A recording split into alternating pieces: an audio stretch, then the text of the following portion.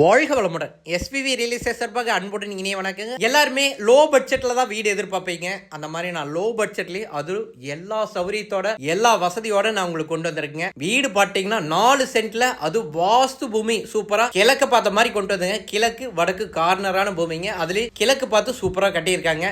வீடு பாத்தீங்கன்னா 16 மாதிரி ஹாலு, பெட்ரூம் பாத்தீங்கன்னா 16 10 10 10 அப்படிங்கிற அளவுல பெரிய ரூம் தான் இருக்குங்க. அதே மாதிரி கிச்சன் பாத்தீங்கன்னா கிச்சனும் டைனிங் சேர்ந்து உங்களுக்கு 20க்கு 10ங்கிற மாதிரி சூப்பரான இடம் தான் வந்துடுதுங்க.